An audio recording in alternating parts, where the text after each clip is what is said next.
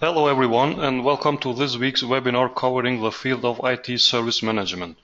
I'm Nick Kondoze from PECB, the organizer of this webinar.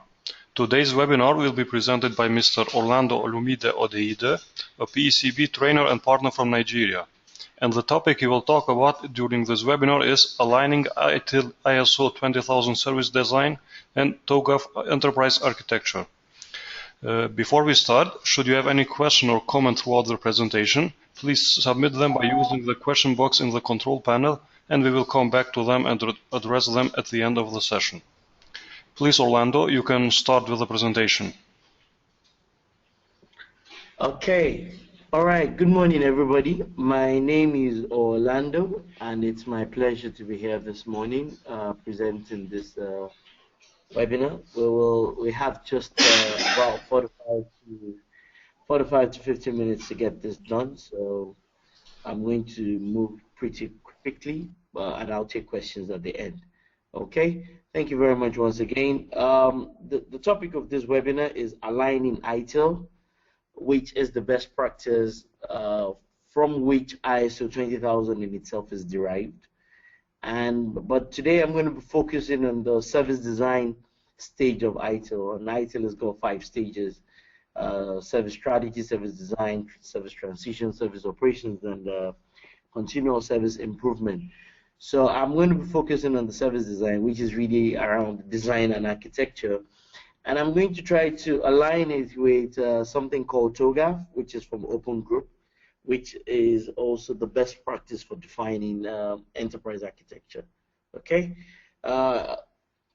There's a lot of people usually will ask me whether we're doing implementation work or consulted work or even training courses for organizations. They will ask me saying that what's the difference between service design and TOGAF enterprise architecture, since both of them are dealing with design and dealing with architecture. And I try to explain to them, and that's where this entire webinar is coming from. So I'll just go straight into it, and I'll try to explain the similarities and the differences between ITIL, service design, and enterprise architecture as we go ahead. If you have questions, you can post them to me, and I will respond to them at the end of the webinar. Okay, thank you. So I'm just going to go in. All right, so how do we get this right? How do we get enterprise architecture and IT design? Whether it's application design, infrastructure design, or service design, the entire design ecosystem for information technology, how do we get it right? And how do we even get enterprise architecture right? Enterprise architecture is completely, it's a new, well, I won't call it a new field, but a lot of people literally do not understand what it means. And organizations struggle. It's easy to go for the training. It's easy to mention the word TOGAF, but it's harder to get people to buy into it, and even much more difficult to look at how an organization can adopt it and use it adequately. So to get design right, to get architecture right, you have to really, in reality, combine ITIL service design plus TOGAF. That is my submission, really, that you've got to be able to, an organization has got to be able to combine these two things within the fabric of their organization, especially the IT department, to be able to deliver immense value to the business. So the people who practice TOGAF and enterprise architecture need to have an understanding of what ITIL does preach, especially from the service design perspective. And people who also do service design from an ITIL perspective also need to really understand what TOGAF does have to offer. So you need a combination of both to be able to get design and architecture right. And I have been doing this for quite a while, and this is the general agreement across professionals in this field.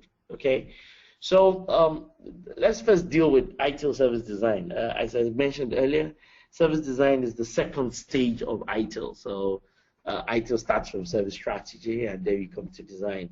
And there's some value from design. So reduce total cost of ownership, the consistency of design. So some people say, you know what, you should reduce the landscape of your design by not using too many vendors.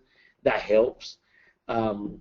Just agreeing on the standard and the nomenclature for everything that needs to happen within the application and infrastructure landscape. That also helps. Just agreeing on what changes should be done and how the changes should be consistent and follow a properly defined pattern is also very useful. And for me, across the entire ITIL stack, the design number one has the highest number of processes. Strategies go 5, designers go 8, transitioners go 7. So it's got the highest number of processes, just to be able to demonstrate and explain to you that every time a project goes wrong, it goes wrong in design. You might find the impact and the effect of what has gone wrong in design. You might find it in transition. You might find it in operations. But in reality, it usually would have gone wrong in design. And we preach this literally to people all the time, to spend more than enough time to be able to get the design right. And once the design is right, you have a relatively higher level of guarantee with regards to success within the IT department in terms of deployment of applications and infrastructure. So you cannot overestimate or over upload the value of excellent design. It also helps you achieve the alignment of the services that are going to be delivered to what is documented in the strategy. Okay. So when we talk about design, we talk about the 4 P's of design. It says you've got to make sure that you've got the right people.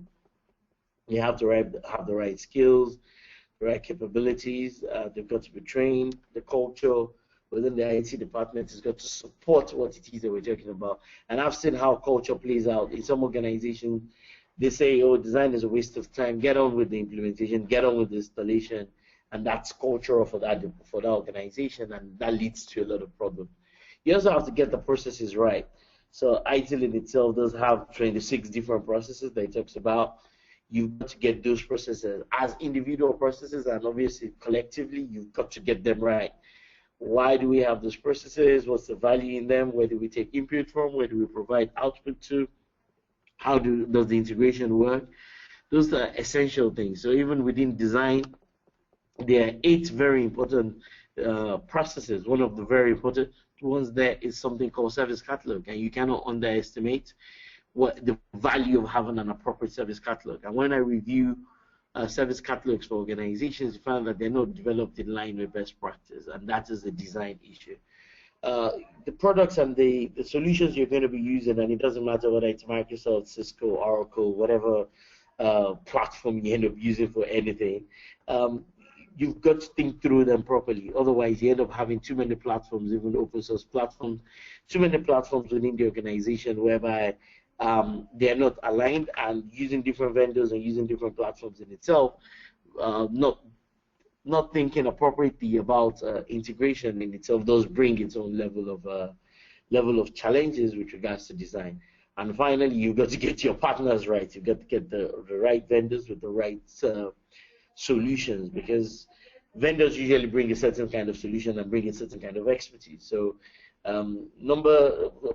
you've got to tie products and partners together, because if you miss one out, huge possibility you're going to get the other one wrong. Okay.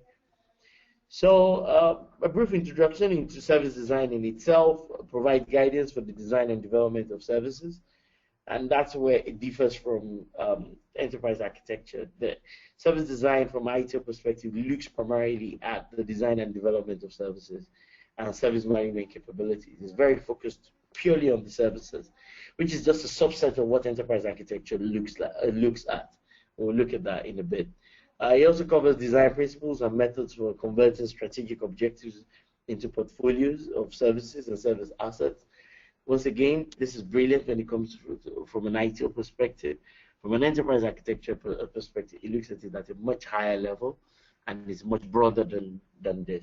The scope of ITIL includes changes and improvements necessary to increase maintain value to customers and the continuity of services. So that's essential. The design is about thinking through this, through what you want to do in your data center, in your new ERP deployment, in your new banking application. Thinking about the entire technology stack, all the way from what the objectives are to browsers, all the way to application, middleware, databases, operating system, infrastructure, data center. Thinking through the entire stack and thinking about the technologies that you're going to use, the people that are going to be working on it, the processes that are going to be affected while you're doing that, and the service assets that you're going to be using in achieving your objectives. It's broad thinking, which is unfortunately what a lot of people don't like to do. They don't like to do the hard thinking of how do we go around this entire thing. So that's the value of design. You get value from design by spending time on design, by doing the hard, painful job of thinking through how your entire design needs to work. I work with a lot of developers and engineers every day, and they're usually in a hurry to just get to installation and configuration. All right, so these are the 8 processes from design perspective. Design coordination. This is really where the architects are needed. So an organization, if you have architects, they need to form some kind of design coordination team. And the design coordination team needs to come from across the entire place. So they've got to have them from infrastructure, from applications, even from IT operations. So the concentrate of design coordination has got to come from different places. I mentioned service catalog before now. And a lot of organizations need to really review their service catalog if it's designed appropriately. Then service level management is also very essential. Service level requirements, agreements, operational level agreements, UCs, and service improvement plans. Then, of course, availability, capacity, IT service continuity, information security management. Number 4, 5, 6, and 7, I like to call them 4 brothers, or the 4 legs of a table, so to speak, because they are the 4 critical technical parts of design. Once you miss one out, huge possibility you're going to get the other one wrong. And they're completely integrated. So thinking about the availability is completely integrated with capacity, completely integrated with service continuity, and obviously with security.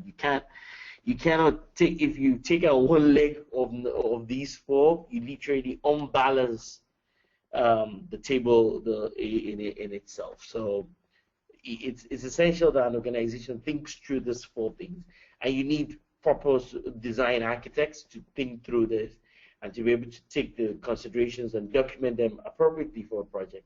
Finally, you have supplier management again, and thinking about the various levels and types of suppliers that you end up having in the organization and how they affect the work to be done.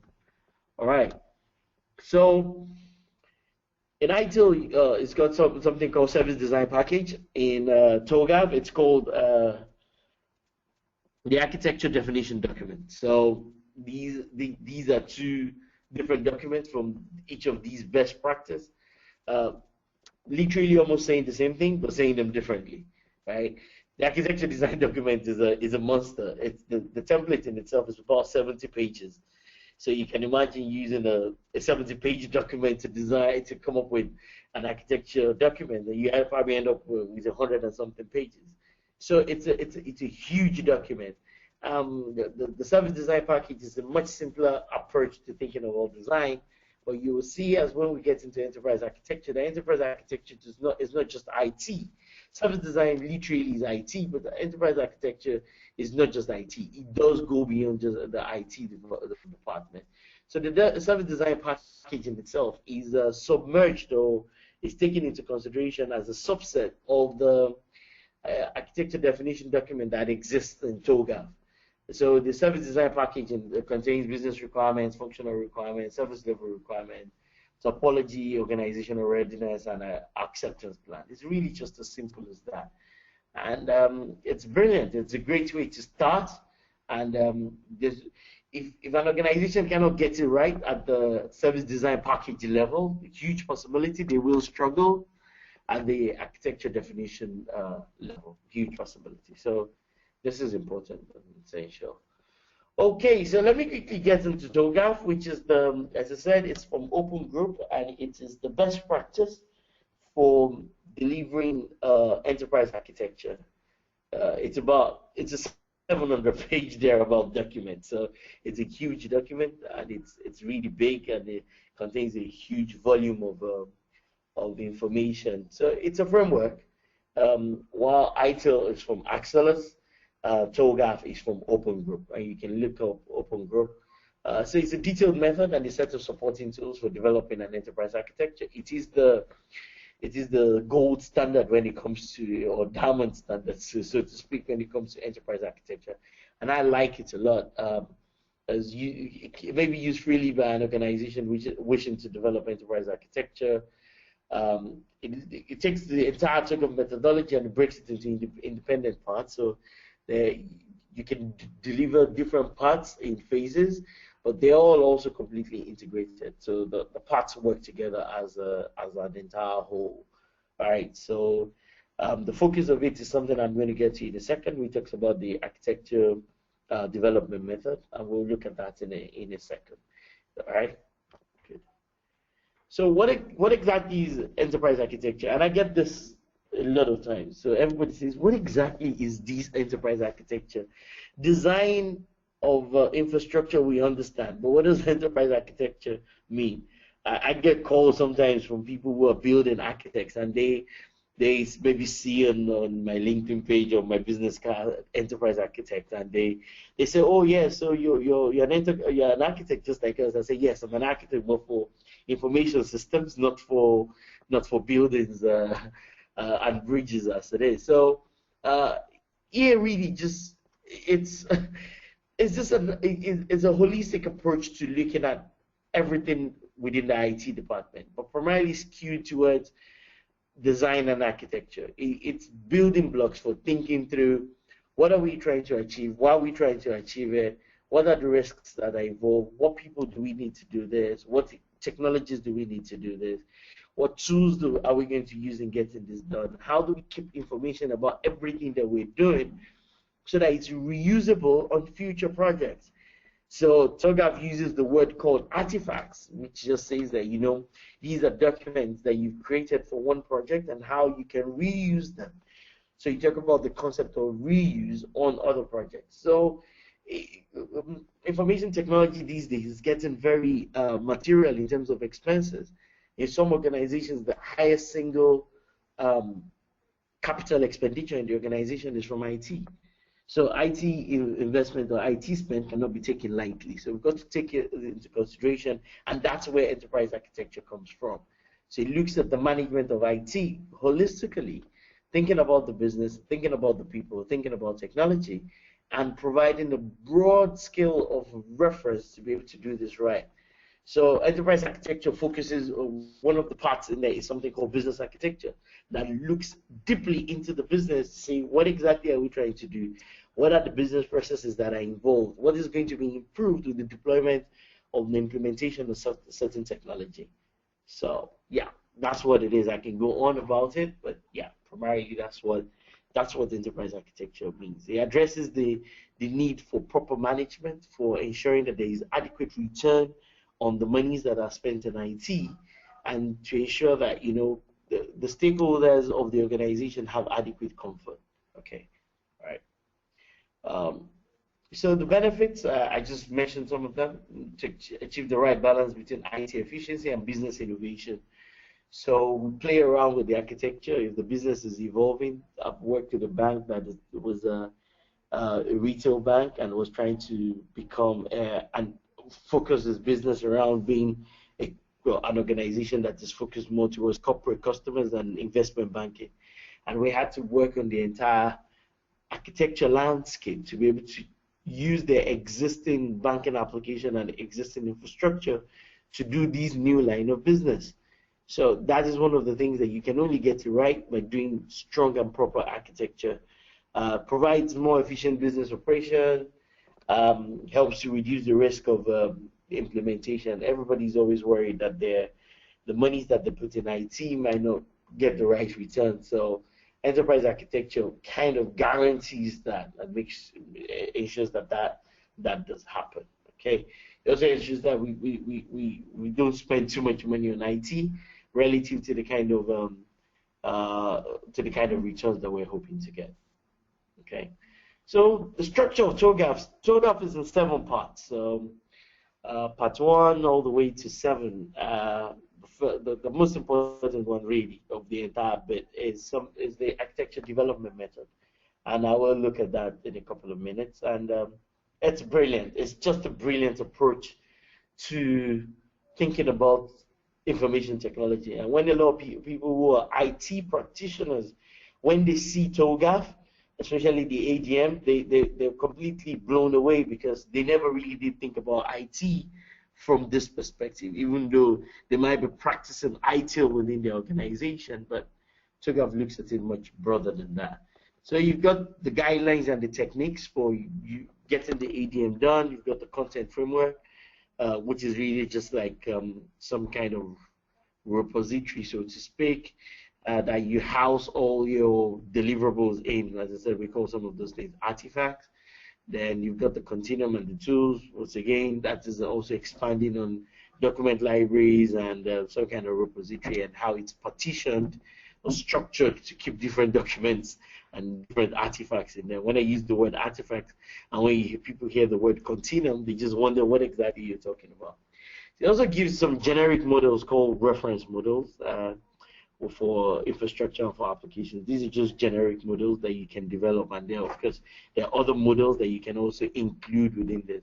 And finally, it talks about the kind of people you need to have, how you need to govern how work is done within the IT department, skills and capabilities also of IT staff. So that's the 7 parts to TOGAF. So if you look at this next slide, it just shows how the different parts of it come together. So you can see to my left, you got the business vision and the drivers. The business vision and the business vision and the drivers will work with everything in the middle to say. So if you look at it, you need people with the right capabilities that can use ADM, right? The people who will use ADM obviously also have to have the techniques to be able to do that. They will keep a lot of the things that they're doing in the content framework, and keep them as artifacts within the content framework and keep all that within the tools, and they will reference the specific models for infrastructure and applications. If they get all that right, then they can get what we call business capabilities. So whether the capability for the business is to be able to reach new customer segments or new lines of businesses or new revenue streams, that becomes a capability. So you've got to take it from the left to the right, from the vision and the drivers. Then it comes down to people. I mean, the use and adoption of TOGAF can only be done by experts. It doesn't happen on its own with the use of technology. It happens with individuals, people like myself, and some of you on these webinars who understand design and architecture, and who can use existing tools and methodologies to be able to generate business capabilities. So you've got to keep your eyes on the ball, and the ball in this instance is the capabilities that the business is hoping to get and to achieve. All right, so this is the almighty ADM. As I said, it's brilliant. It's great. It's directly from Open Group. She says that there's some preliminary activities that you've got to carry out in the organization. And once you've carried out those preliminary activities, a couple of interviews, you're reading through the organization's history, the strategy documents, and it doesn't know one other things about the organization. Then you arrive at the architecture vision, right? So it's almost like an envisioning process where you say, where are we as a business? Where do we want to go? What's important to us? How do we measure our success as a business? Remember, I said as a business. So at this point in time, you're not really thinking about technology. You're just thinking about what the business wants to achieve. Then you move to the business architecture, which really just involves business process modeling, involves doing all the stuff with business analysis, involves doing some strategy stuff using balanced scorecard. It's huge thinking about the business, and this is what makes TOGAF unique. The idea behind the fact that you've got to start from the business. You've got to really, really understand the business, analyze it in excruciating detail before you get to information systems, before you get to the infrastructure, which is represented here with technology architecture. So before you get information systems and technology, you've got to do an extensive piece of work around business architecture. Then you decide on the application and the databases. Then you decide on, the generic. Usually at this point, you're also technology agnostic as it is. So you're not nailing down to any vendor at C or D. At the point in time when you start to say you want to consider this vendor or the other vendor, you're usually at opportunities and solutions. That's when, but you will typically develop a technology agnostic architecture that which any vendor platform can fit in. That is the beauty of TOGAF as an enterprise architecture tool. Then, of course, you think about how you're going to migrate from whatever systems you're using today to the new platform. Then, of course, you've got to govern the implementation. So TOGAF does not talk about project management. It talks about the governance of implementation from an architecture perspective. Remember, we're not trying to reinvent the wheel. We're not trying to turn this into a project management tool. So at that point, you're governing the implementation from a design and architecture perspective. Once again, you're also managing changes to the architecture. So this is not the normal request for change with regards to configuration. This is changes to the architecture based on, should I say, ongoing needs. And smack in the middle of all that, you've got the requirements management bit. This is architecture development method, and this is the very heart and the most important part. This is the nucleus of TOGAF. So if you're going to go somewhere and you want to speak to them about TOGAF, this is really what to speak about. Once you get your conversation right around this, then it's easy to get TOGAF. It's easy to get TOGAF right going forward. All right. So further to that, if you look in here, you can see ADM in the middle to my right. And you can see solution development methods, operation management methods, portfolio program and project management methods. ADM tries to marry all this, and at the end of the day, it's to deliver business capabilities. You also see to my left, whereby we move from business to data to application to technology. Once again, the unique portion of this is that we start from business. We start from business, we move down to data, move to applications, and we move to technology. So, okay. So the architecture definition document that I mentioned, and I was comparing that with the service design package. As I mentioned, it's a 70-page document thereabout, and that is the templates that you're going to use for the actual work. So every time we've done this and we've used the template, of course, it's not about the volume. You can actually streamline it. Just make sure that you've addressed all those things. And if you look at it, this is a broad amount of information that you need to address. Scope, goals, objectives, constraints, compliance, risk and issues, baseline architecture. Baseline architecture, you've got to do baseline for business, baseline for data, baseline for application, baseline for technology and security. Then when you're going to do the target architecture, then you repeat it for all of them. Then you have to have a rationale and a justification for your architectural approach. You have to map and say this is how the repository is going to look like. In terms of how the artifacts are going to be developed and where they're going to be kept. Then you're going to do huge gap analysis and impact assessment. This is a lot of work, and it does take a lot of knowledge and a lot of skill to be able to put a document like this together. Now, if you compare this with the design package, what I said initially, the entire thing that you have from an IT perspective is submerged in here, but this is much broader and it gives a much wider look to what you're trying to do. First, it captures it from a business perspective, but it's not just about baseline and target. There's also the fact that you look at business, data, application, technology, and security from both perspectives. So it is huge. You also talk about a repository in terms of how this is going to be captured. Then you do the hard work of documenting the gap analysis and thinking about the assessment of whatever impact might come out of it.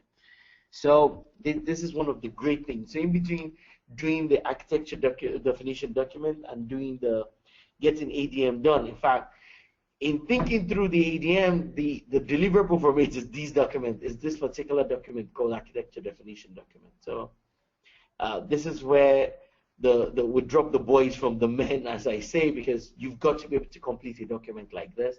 You've got to be able to do it accurately, and it's got to be accepted by the management of IT and even the business that is how it should go. And of course, it's also a document that keeps getting updated. So I've worked on engagements whereby on a quarterly basis, this document in itself gets updated every quarter. All right. So this is the business transformation readiness assessment model, which is also part of TOGAF. which you have to say, you come up with something called the Business Transformation Enabling Program that tries to say, well, where is the business as at today? Are they ready for this? So this is not just dumping a data center or dumping a CRM or dumping an ERP on an organization. It's also to be able to talk about the readiness of the organization, define a target state, and these has an impact on the architecture.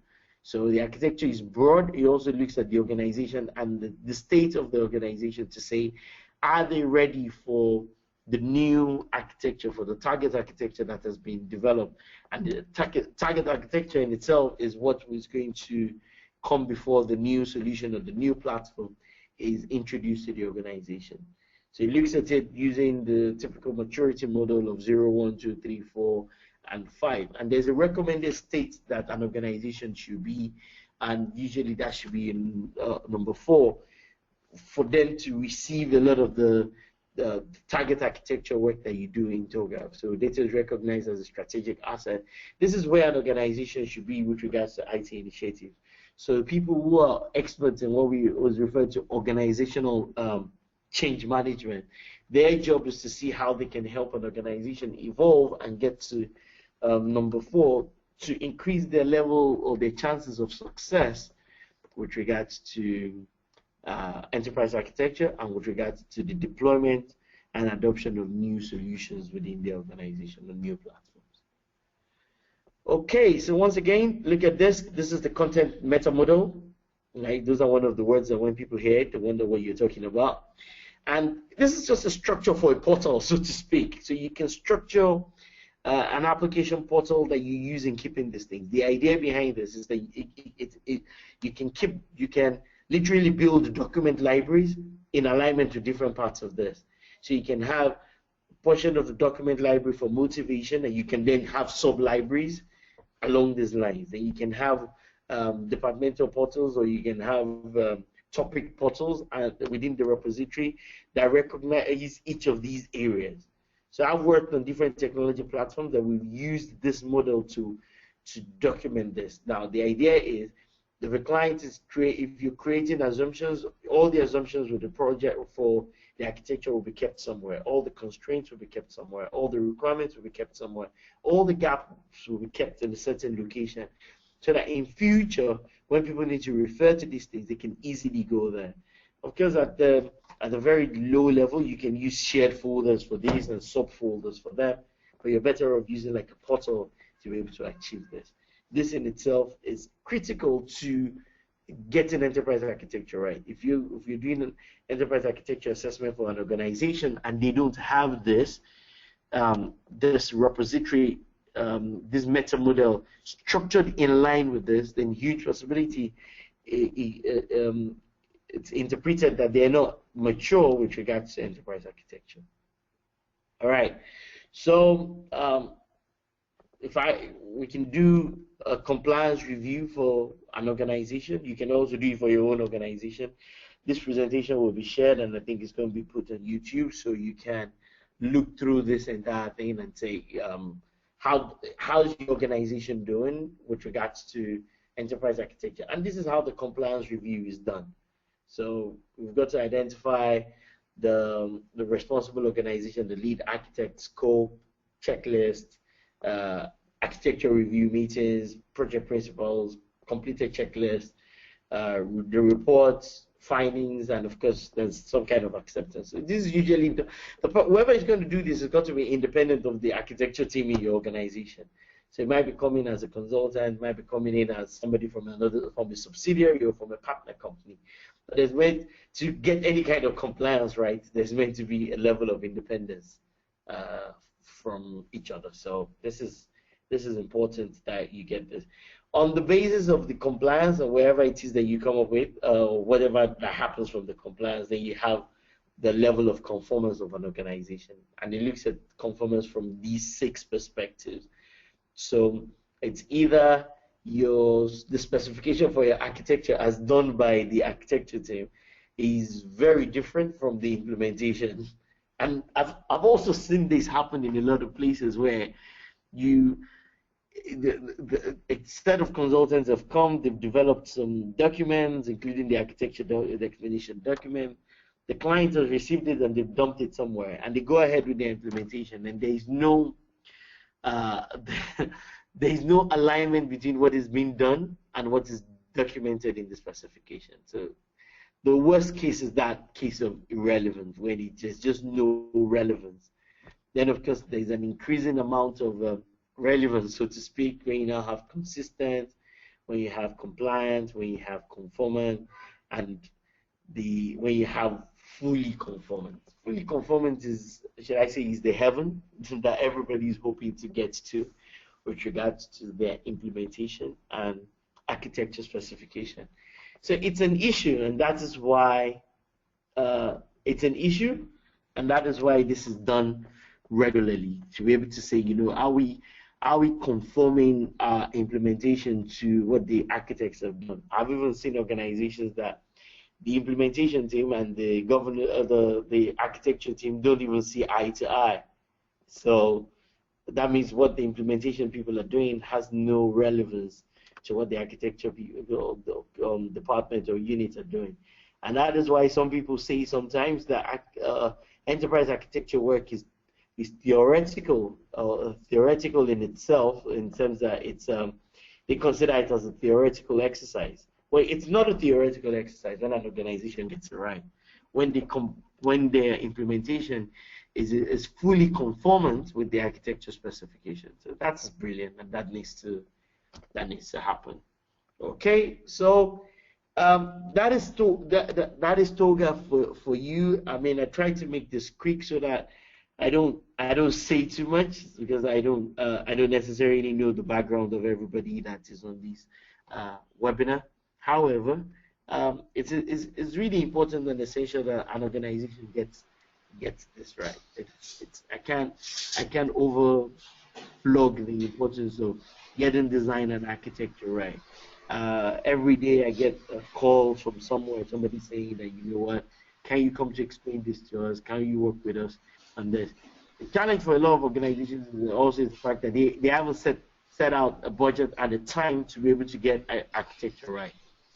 So, and that includes, you know, training their people, and the people need to be trained across the board. So the entire idea behind this particular webinar was really to look at how do you compare service design, which in itself does talk about a lot of design work. It talks about a lot of architecture work. How do you combine that with something that is even much bigger and broader and relatively much more complex than ITIL Service Design, which is enterprise architecture? But you really cannot get this right if you don't do this combination. If you look at the slide that I put in, and I'm just going to go back there in 1 second, initially, before I round up, is to say, if you don't get these design processes right, huge possibility your enterprise architecture is going to be too high level and is going to be abstracted from reality. So service catalog needs to be thought through and needs to be designed.